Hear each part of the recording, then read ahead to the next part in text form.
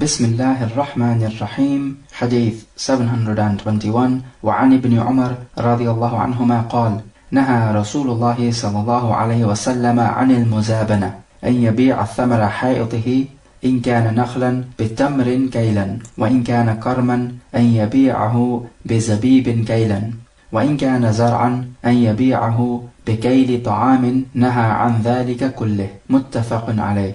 From Ibn Umar, he says that the Prophet forbade the trade of al-muzabana, that a person should sell succulent grapes on the tree, meaning on the date palm tree, for dried dates, or that if he has grapes on the tree, he should sell these grapes for dried grapes, which are raisins, or grains in the air to be sold for grains outside the air. And the Prophet forbade all of this. Muttafaqun alayh. Hadith 722. وعن سعد بن أبي وقاص رضي الله عنه قال: سمعت رسول الله صلى الله عليه وسلم يسأل عن اشتراء الرطب بالتمر، فقال: أينقص الرطب إذا يبس؟ قالوا نعم، فنهى عن ذلك. رواه الخمسة وصححه ابن المديني وابن حبان والحاكم. From Sa'd ibn Abi Waqqas, he says that the Prophet was asked about buying succulent dates for dried dates, and he said, would the succulent dates diminish in their size when they are dried? They said yes, so he forbade that. This narration is sahih. And so with these two narrations we learn al-muzabana is prohibited. We spoke about al-muzabana before when we were speaking about the prohibited types of trade, and the reason why al-muzabana is prohibited is because it involves a riba al-fadl. Because if you exchange succulent dates for dried dates, then it is impossible to know that they are of equal measure of the mikyal. Likewise with the grapes being sold for raisins. And likewise with if you sell corn which is in the air for corn which is not in the air, because the corn which is in the air, you don't know its scale. So when you don't know that they are in equal measure, this is exactly the same in ruling as if you were to trade these ribawi items whilst you know that they are not equal in measure. And of course this is riba al-fadl. However, is it permissible to exchange the succulent dates which are on the date palm tree for raisins? The answer is yes, you can do this, because it is not a condition that they should be of equal measure. And you'll remember that the only condition that there is that it must be hand-to-hand exchange on the spot, because riba al-fadl does not apply, but riba al-nasi'a does. And likewise it is permissible to exchange grapes on the tree for dried dates, because these two are of different types. Hence riba al-nasi'a applies, but riba al-fadl does not. And it makes no difference whether these succulent dates are actually on the tree or they've been picked from the tree. The point is, you're not allowed to exchange succulent dates for dried dates because you don't know that they are equal in their measure. Because the second narration tells us that when the succulent dates dry, they become smaller. Hence the kail will differ. So therefore it is not possible to know that the kail, or the measure of the dried dates, is equal to the kail of the succulent dates. And so this is why the Prophet actually asked this question. Otherwise it is obvious that the size of the succulent dates will change when it dries. But the reason why the Prophet asked is to make the reason known to the companions as to why this trade is impermissible. So it's because the succulent dates will change in their shape and in their size as they dry, so the measure of the dried dates and the succulent dates cannot be known to be equal. And so we can also take from this hadith that riba al-fadl is haram. And the reason why the Prophet would give the illah, or the justification for the ruling in many ahadith, is firstly that the people can know that the Sharia has reasons behind its rulings. It is not just simply blind rulings without any hikmah behind it. And then secondly, it will put the heart of the questioner at ease. When he knows the ruling as to why something is haram, then this will put his heart at ease. And then thirdly, when you know the reason behind a ruling, then it enables you to make qiyas, or analogy, so that you can extend this ruling to other issues which are not dealt with specifically in the text of the Sharia. So these are three advantages for giving the reasoning or the illah behind the ruling. Are you allowed to sell succulent dates with succulent dates?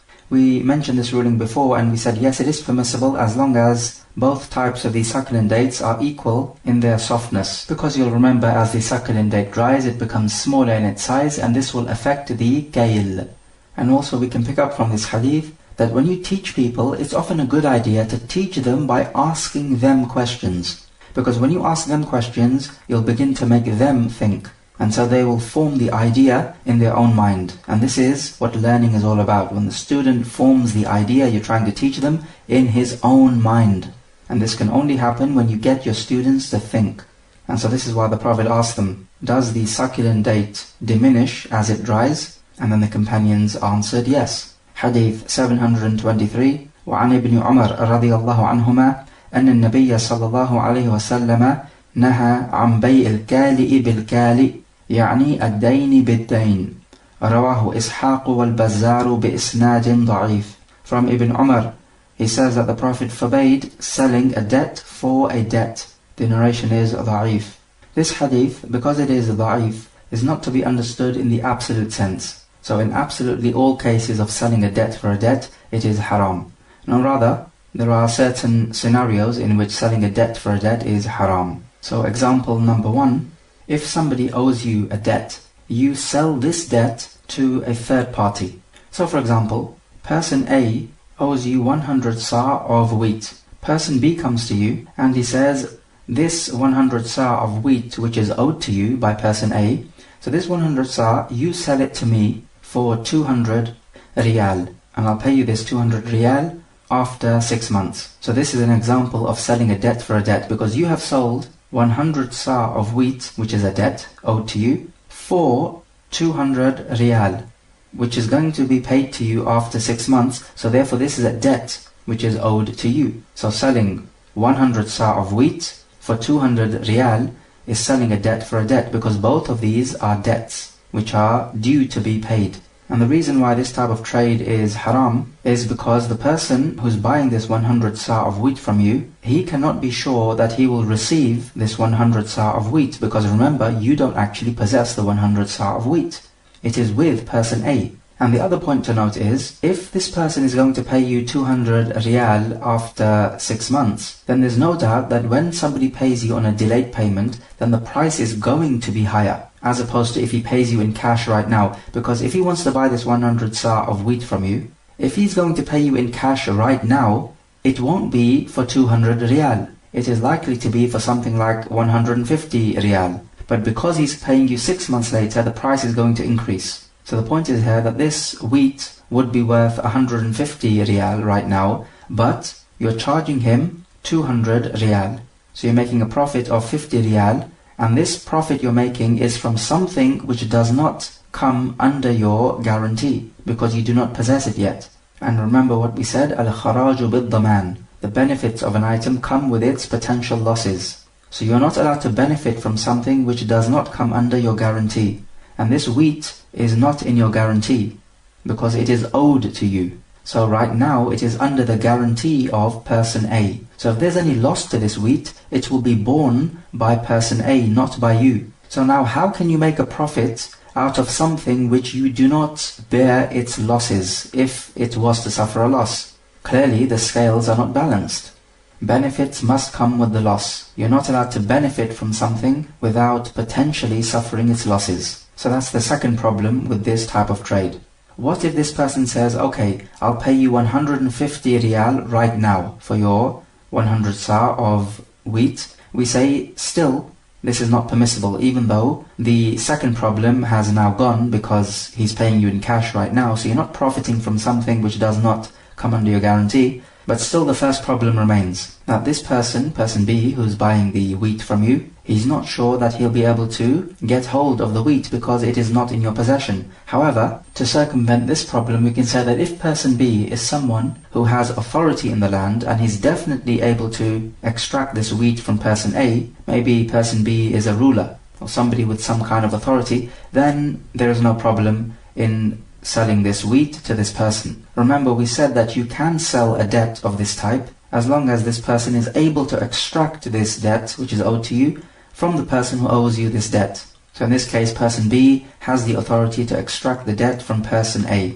And also it must be a sale of two items on which ripeness does not run. So for example, if you sell dates for wheat, then ripeness does run. Now if somebody owes you some dates and you sell these dates to the third party for wheat, So this person will pay you the wheat, and then he will go to person A who owes you the dates, and he will take the dates from him. Now the point is, when you sell dates for wheat, they don't have to be in equal quantity, as you know, but they do need to be exchanged on the spot, so you're not allowed to have deferred payment. But in this case, clearly there is going to be deferred payment. Therefore we say in a case like this, a trade of this type is not permissible because it will incur ripen nasi'ah, which is delayed payment. Because person B has paid you his barley, so you've received the barley, and then afterwards he's going to go and take his dates. Clearly this is deferred payment, because here we do not have a hand-to-hand exchange.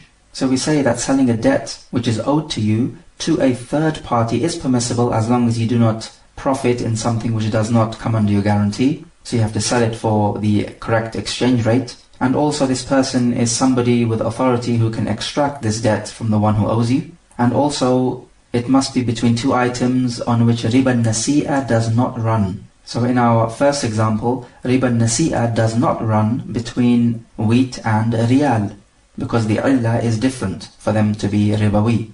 And also we'll add the fourth condition, that the amount and the due date of the debt must be known. So in our first example, the person owes you 100 sa' of wheat. So we know the amount, which is 100 sa', and we also need to know when he owes you this wheat. So that person B can go to person A when the debt is due and take the 100 sa' of wheat. The second scenario is selling a debt to the one who owes you the debt. So to illustrate this, person A owes you 100 sa' of wheat, and you're demanding this wheat from him, and he says to you, I do not have any wheat. However, I do have 200 riyal. Why don't I give you that instead of the wheat? And I'll pay you that after 6 months. Now the point is, if you were to sell this 100 sa' of wheat right now, it would be worth 150 riyal. But because he's going to pay you after 6 months, it is worth 200 riyal, because delayed payment means you have to pay more, and that's just something normal which you find. This is clearly a case of selling a debt for a debt, because the wheat which he owes you is a debt, and now he owes you 200 riyal after 6 months, so this is a debt. So you've just exchanged a debt for a debt. Exchanging a debt for a debt in and of itself is not a problem. The problem in this case is you are profiting from something which does not come under your guarantee, because you have no right to charge 200 riyal for this 100 sa' of wheat. This 100 sa' of wheat is worth 150 riyal. So this is the price you have to charge him, at most. Anything more than that would basically mean that you are profiting from something which does not come under your guarantee, hence it is haram. Or what about this example? Somebody owes you £100, and the time to pay this £100 arrives, and he tells you, I don't have £100, however, I do have 100 sa' of wheat, which I'll pay you after 1 year. And at the time which you agree to this, £100 will buy you 90 sa' of wheat. So £100 is equal to 90 sa' of wheat, and you've just exchanged this £100 for 100 sa' of wheat. So what's the problem with this? Yes, you have profited from something which does not come under your guarantee, because this £100 is owed to you. So if this £100 suffers a loss, then the loss is upon the one who owes it to you, not upon you. So therefore, you are not allowed to profit from this money. Hence, the permissible solution to this situation would be either he gives you your £100 when it is due, or if he does not have the £100, but he does have wheat, he must give you 90 sa' of wheat. Whether it is paid now or later, it doesn't matter. It does not need to be exchanged on the spot, because when you exchange money for wheat, then we don't need to have a hand-to-hand exchange. You can have deferred payment, because the illah for them to be ribawi is different. So the only thing we need to worry about now is that you're not allowed to profit from something which does not enter your guarantee. And then if we allowed this type of selling of a debt for debt, so in other words, if we allowed you to sell your £100 which is owed to you for 100 sa' of wheat, hence you are profiting by precisely 10 sa', then this will become like the usury of the days of Jahiliyyah. When a person cannot pay his debt, the creditor will say, okay, I'll give you some more time, but the debt will have to increase. So you owe me £100, but you cannot pay it in time. I'll give you 6 months more, but you have to pay me £120.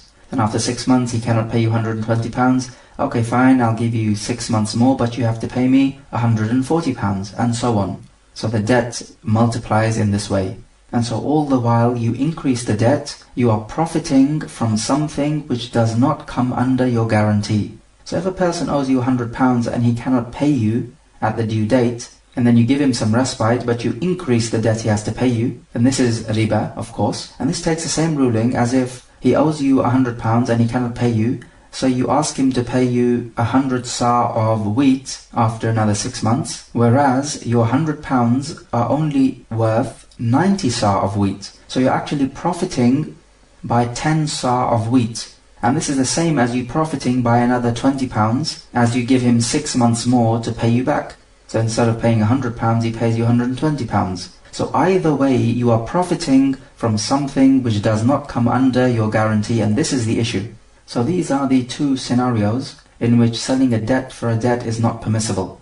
Otherwise, selling a debt for a debt is permissible, as there is no jahala or ignorance about the trade. You know what you are receiving and how much you're receiving, so there is no gharar, there is no deception, and there is no riba. So for example, if person A owes you 100 sa of wheat, it is to be paid to you after, let's say, 1 month. So you sell this to person A for 100 dirham. And it makes no difference whether he pays you this 100 dirham right now or later, because the point is you're not profiting from something which does not come under your guarantee. So in a trade like this, even though it is selling a debt for a debt, there is no riba involved, there is no gharar, there is no deception, and you're certainly not profiting from something which does not come under your guarantee.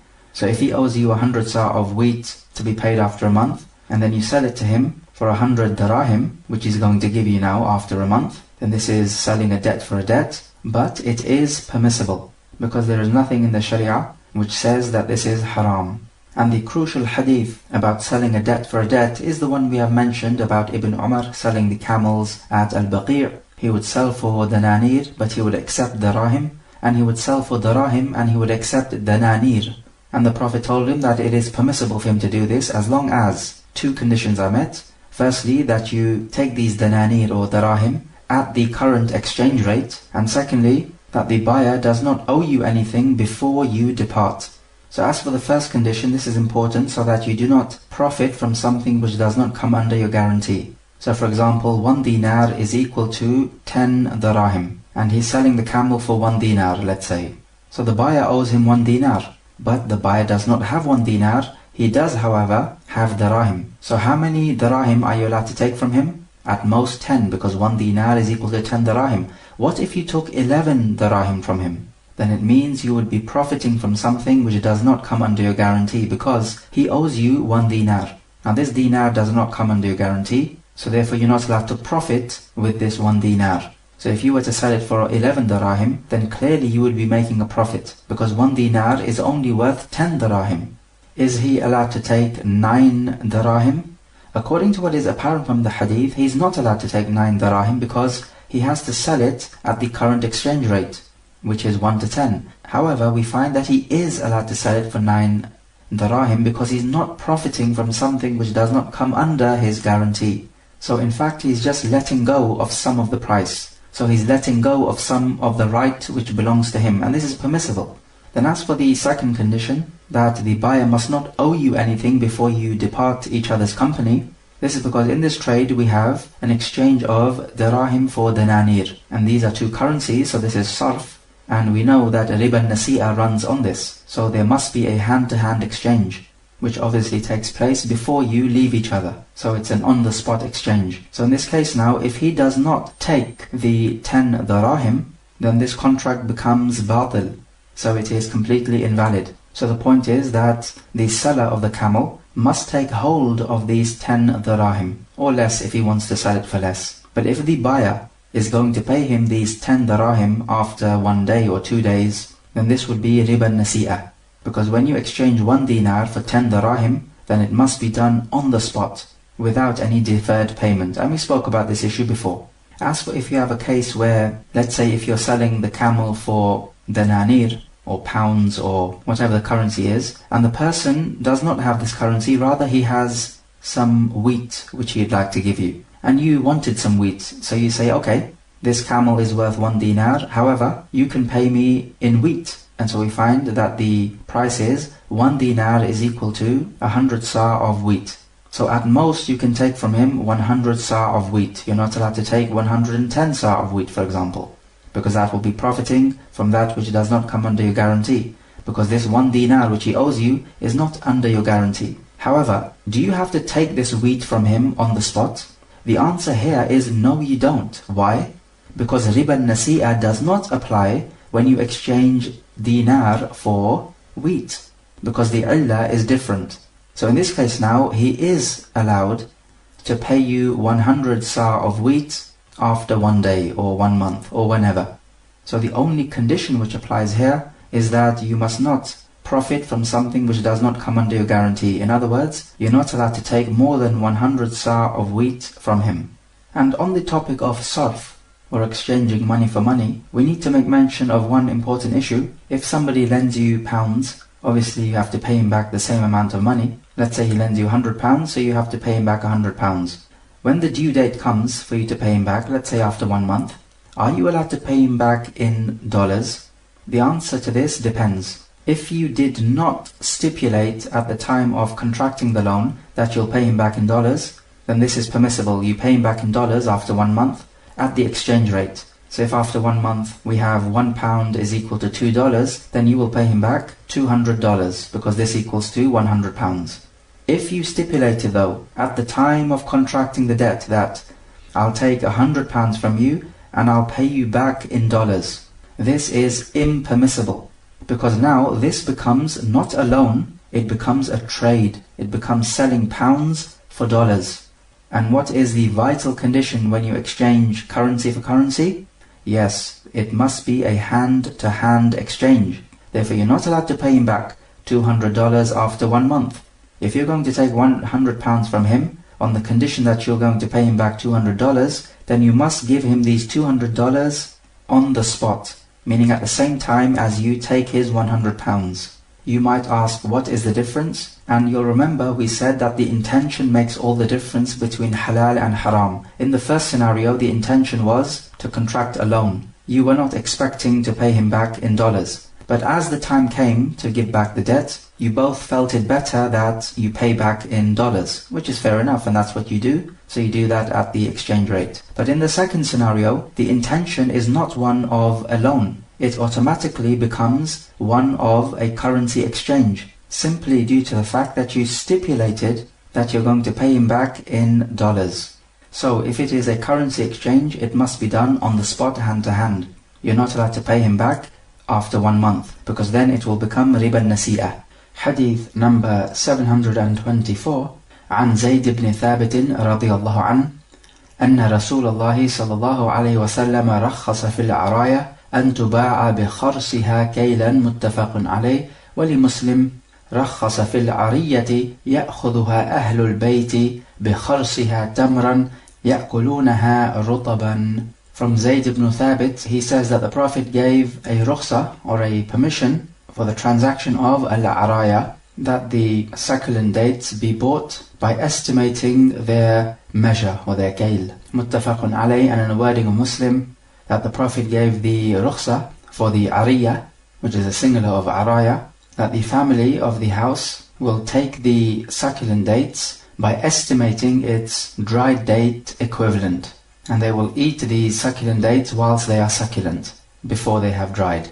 Hadith 725. وعن أبي هريرة رضي الله عنه أن رسول الله صلى الله عليه وسلم رخص في بيع العرايا بخرصها من التمر فيما دون 5 أوسق أو في 5 أوسق متفق عليه. From Abu Huraira, he says that the Prophet gave a permission for the araya, that an estimate would be made how much the succulent dates would be in their kail, as long as the amount is less than 5 awsuq or up to 5 awsuq. Muttafaqun alayh.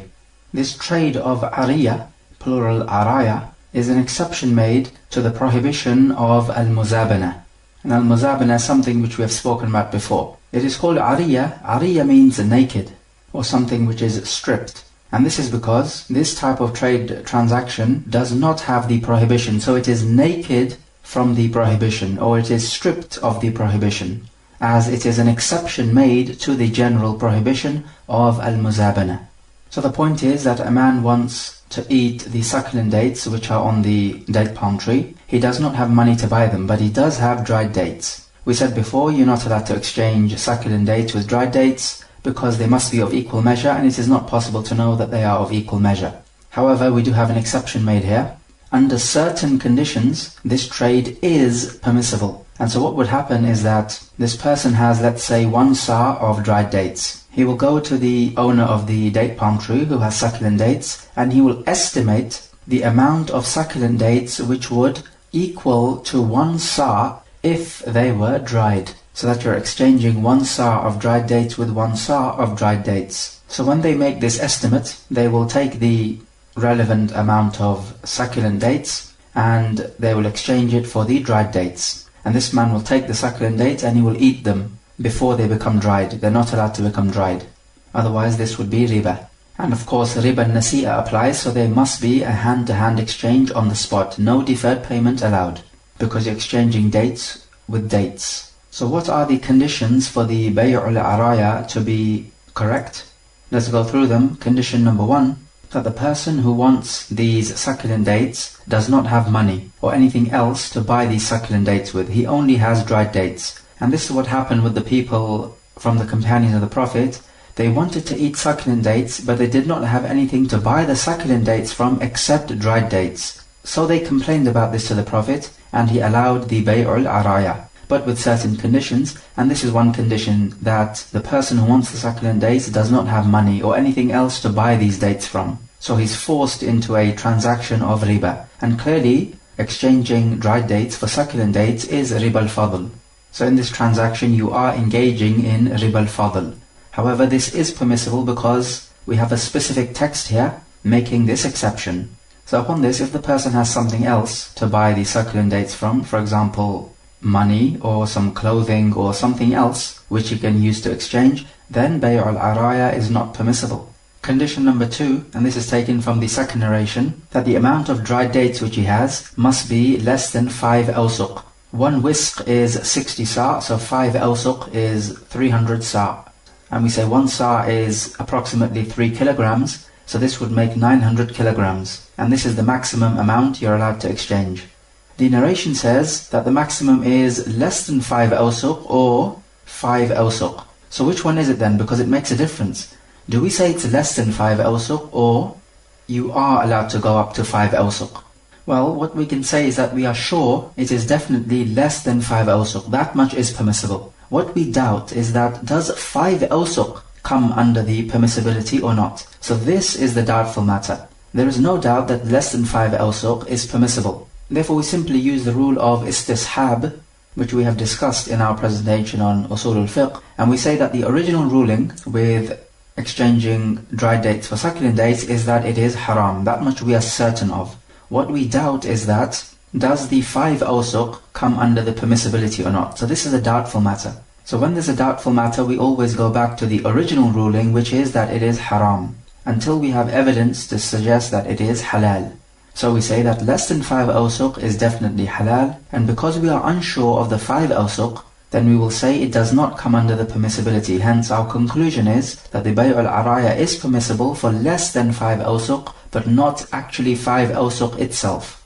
Condition number 3, and this is again taken from the narration, it is that you estimate what the succulent dates would be worth in terms of dried dates. So this will require somebody who is skilled at estimating. So let's say a person has 1 sa of dried dates and he wants to exchange this for succulent dates. You need to have somebody who's skilled at estimating, and he would need to estimate the number of succulent dates which, when dried, would equal to 1 sa. And this is the number of dates of the succulent dates which you take, and you exchange these for the dried dates. And condition number 4, that the person wanting the succulent dates must want to eat them right there and then, before these dates dry. Because imagine if he exchanges them only to keep these succulent dates until they become dried, then this defeats the whole purpose. Because what this means is actually you've exchanged dates for dates without them being in equal measure. And this is clearly riba, which is forbidden. So the only way this could be halal is if he takes those succulent dates and he eats them straight away before they become dried. Otherwise it would be a little trickery to get around this riba. And like we said before, it must be a hand-to-hand exchange, so deferred payment is impermissible, because this would be riba nasi'ah. And condition number 5, that the succulent dates must be on the tree. They must not be picked off the tree beforehand. And this is the condition as stipulated by the majority of the scholars, because they say that the idea is that this person who wants the succulent dates, he is told the amount of dates which he is entitled to from the succulent dates, and he himself picks these dates from the tree as he eats them. So he'll pick a succulent date, he will eat it, then he will pick the next succulent date and he will eat it, and so on. Therefore we say in this case the hand-to-hand exchange which we were talking about is simply that the owner of the succulent dates takes the dried dates and he tells the buyer, there you go, this is the date palm tree and you are free to take the succulent dates and eat them. And this is considered a hand-to-hand exchange. He's not allowed to tell him that you must come next week to eat these succulent dates, because this would be deferred payment. So these are the 5 conditions for the bay'ul araya to be correct. Can we make an analogy and say the same thing applies with grapes? So for example, a person has dried grapes, which are raisins, and he wants to exchange these with the grapes on the tree. Of course, exchanging this would be riba al-fadl. But is the bay'ul araya allowed with these grapes and raisins though? We can use analogy and we can say yes, it is permissible with the same conditions as before. And we can say that the reason why dates particularly have been mentioned in the narration is because this is what would be most often the case. There were not too many grapes in those days, but there were many dates. So there's no problem in us extending the ruling to raisins being exchanged for grapes as well. We said previously that the maximum that can be exchanged is 5 awsuq. This is 5 awsuq in any one contract. So what you can do is that a person could come and he exchanges 5 awsuq of dried dates for the rutab, which are the succulent dates, and then he could come with another contract and exchange another 5 dried dates with the succulent dates. And he might need to do this because perhaps he has a large family whom he wants to feed. And so we say this is the better opinion, that for every contract it has to be less than 5 awsuq. So perhaps he wants to exchange 10 awsuq of dried dates because he has a big family. This is permissible for him to do as long as he spreads out this 10 awsuq in different contracts, such that each contract is less than 5 awsuq. So this is permissible. Are we allowed to go the other way around, meaning the opposite to the ariyah? So we say that a person owns a date palm tree which has succulent dates, but he wants dried dates. Because in the ariyah, the person who owns the dried dates wants the succulent dates. But now we go the other way around. The one who owns the succulent dates, he wants to exchange the succulent dates for dried dates. Is this permissible?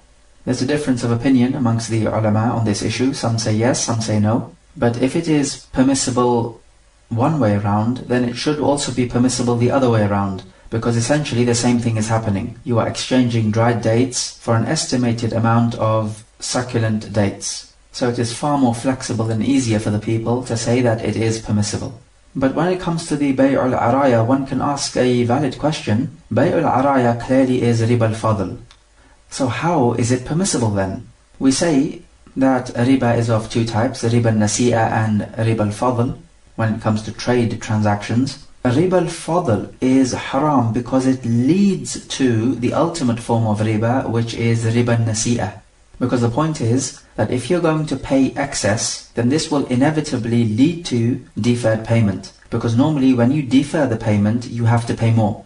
So riba al-fadl leads to something which is ultimately haram, which is riba al-nasi'ah. And those things which are haram, because they lead to that which is haram, then they become permissible due to a need, not a necessity.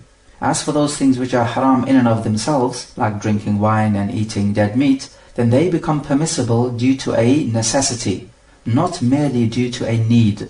So if you're hungry, this is clearly a need which you have, you're not allowed to drink wine or eat pork or eat dead meat, despite the fact you clearly have a need to eat because you're hungry. However, if you're going to die, then this is more than a need, this is a necessity, and only then will eating pork or dead meat become halal for you. Mind you, if you are thirsty and you're going to die of thirst, are you allowed to drink alcohol, which intoxicates? The answer is no, because it is well known that alcohol dehydrates you, so you'll actually die quicker. So alcohol, in this case, is not allowed to be drunk, even if you are going to die from thirst. However, if you have something choking you in your throat, and you need to drink something to remove this choke, and you only have wine available, then it is permissible to drink this wine, because you have to get rid of this food item which is choking you. So notice the difference. We have another example, one of silk. Men are not allowed to wear silk, not because silk is haram in and of itself, rather it is because silk is a very feminine material, and if men wear it, they will become effeminate. But if a person is suffering from a severe form of itch, as what happened with a couple of companions, then the Prophet allowed them to wear a shirt made of silk. Now the point is, getting rid of this itch is not a necessity or a darura, rather it is a need, which is far less severe. So because silk is haram due to what it leads to, it becomes permissible in the case of a need.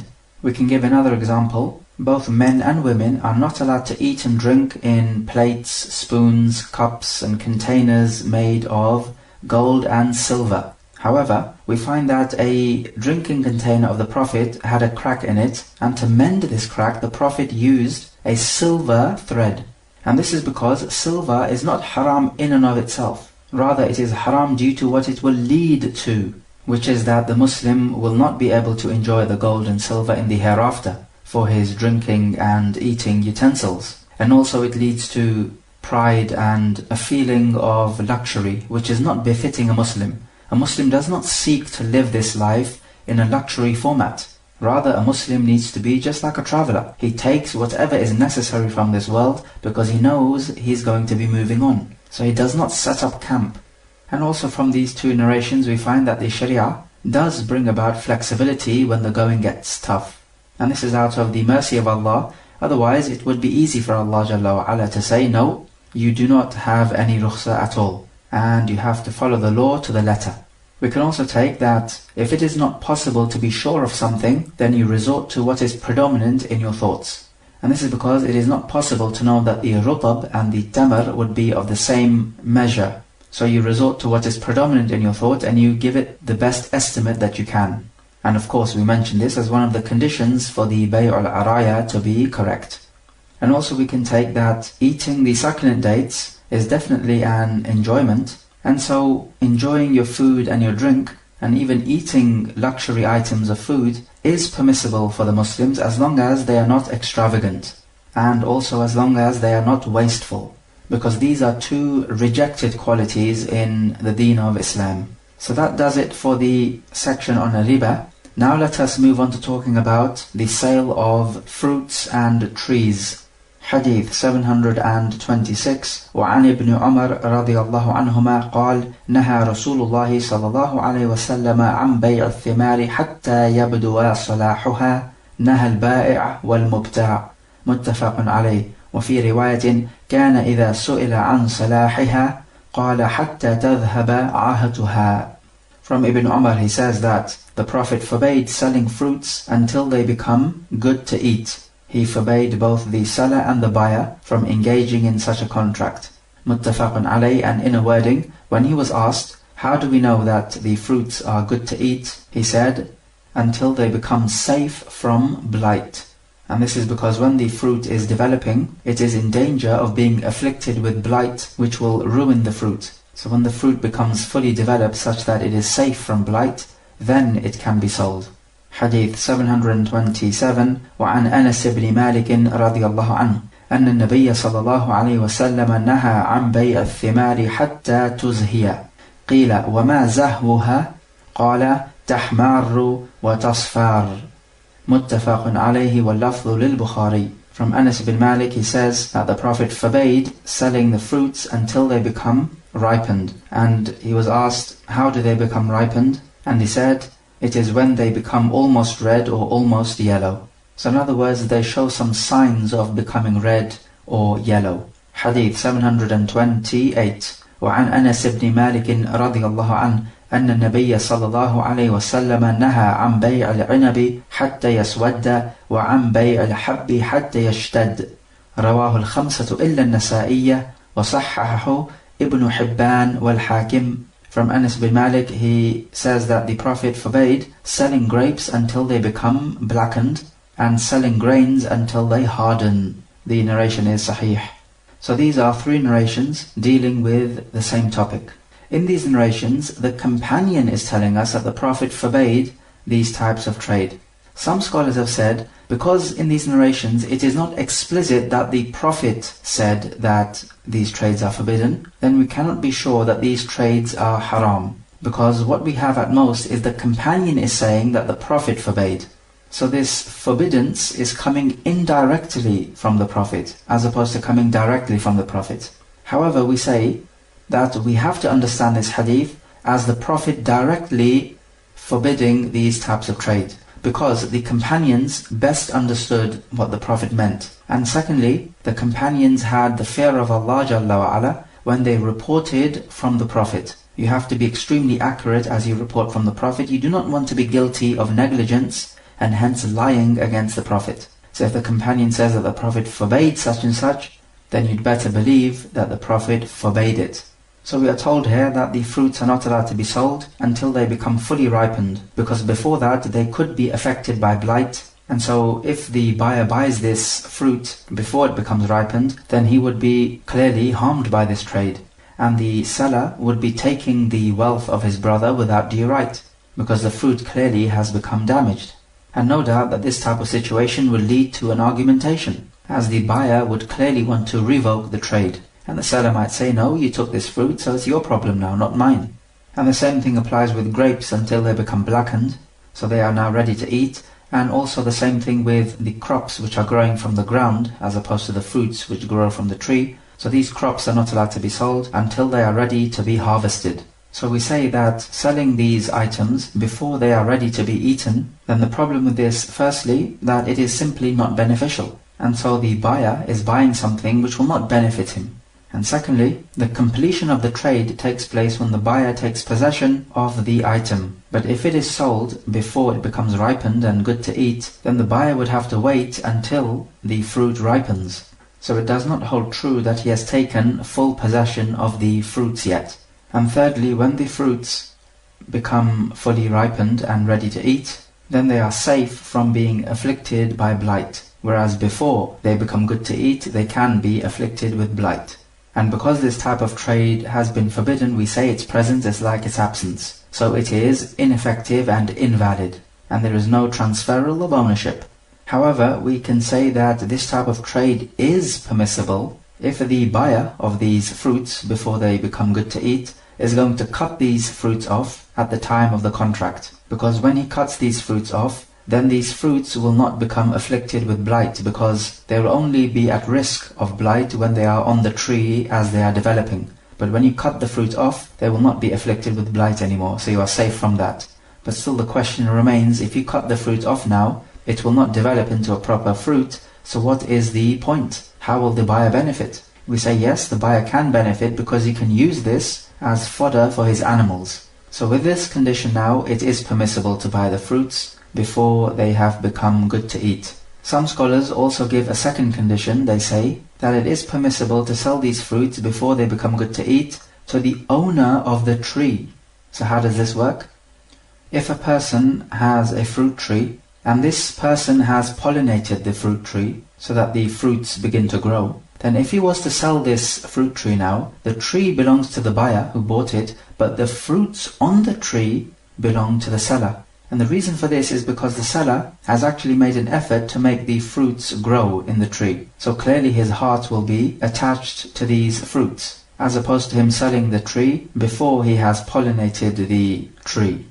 And the hadith for this is coming up, but the point is that in this case we have a situation where the buyer owns the tree and the seller owns the fruit on the tree. So these scholars say that if the seller who owns these fruits wants to get rid of these fruits and he wants money instead, then he is allowed to sell these fruits which have not been ripened yet to the buyer. And remember, the buyer owns the actual tree. They say this is permissible. However, we do not agree, because a condition of this nature requires evidence, because clearly you're going against the hadith.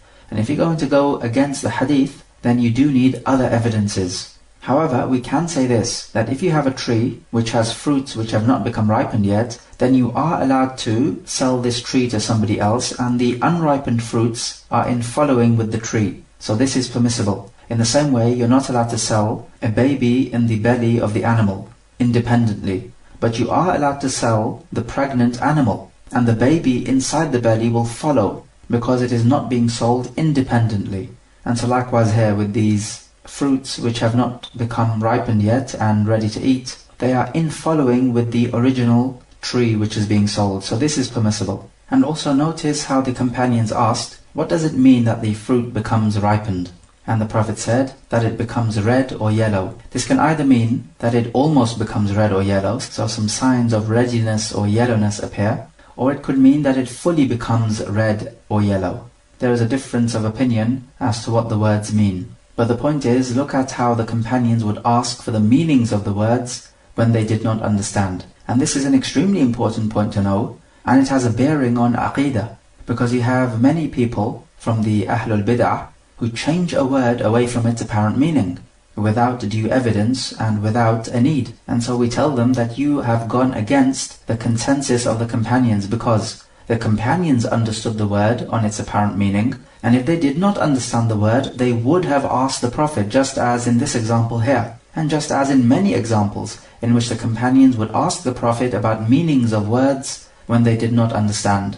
So if they did not ask the Prophet about the meanings of a word, then it means they understood the word on its apparent meaning.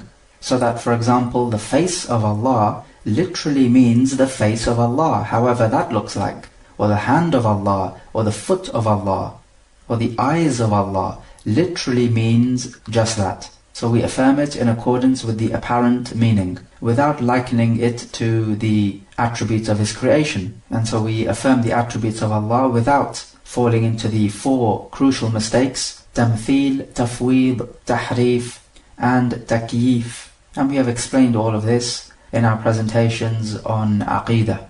If, for example, he's selling two trees which have fruits on them, and only on one of the tree does the reddiness or the yellowness color appear to begin on the fruits, but it does not appear on the other tree. So we say he is allowed to sell the tree which does have the color on it, meaning on the fruit, but he's not allowed to sell the other tree, just as in accordance with this hadith. What if a person is selling the whole garden, and let's say this garden has 4 types of fruits? Do we say that each and every tree must have ripened fruits before this garden can be sold? So on this issue we have differing opinions. One opinion is that as long as just one tree has ripened fruits, then the whole garden can be sold.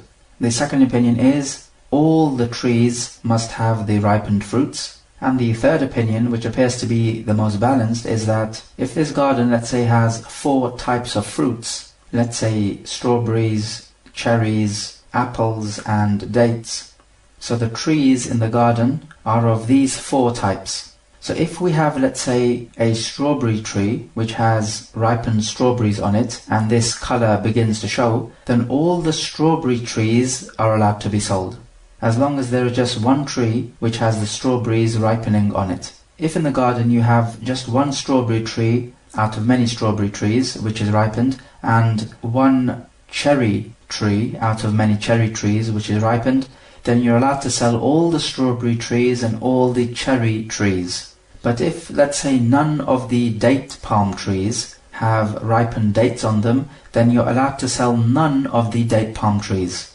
And it appears that this is the most balanced opinion, that it depends on the type of fruit which is being ripened. So if one tree shows a sign that its fruit is being ripened, then all the other trees of the same type of fruit can be sold, if you are selling this whole garden. Okay, let us take some questions. Question number 1. We encountered a narration forbidding us from selling a debt for a debt. Give 2 illustrations of this which we mentioned. Question number 2. When it comes to this idea of selling a debt for a debt to a third party, we mentioned 4 crucial conditions for it to be valid. Recall them. Question number 3. State what the bay'ul araya is, and then mention the 5 conditions for it to be valid.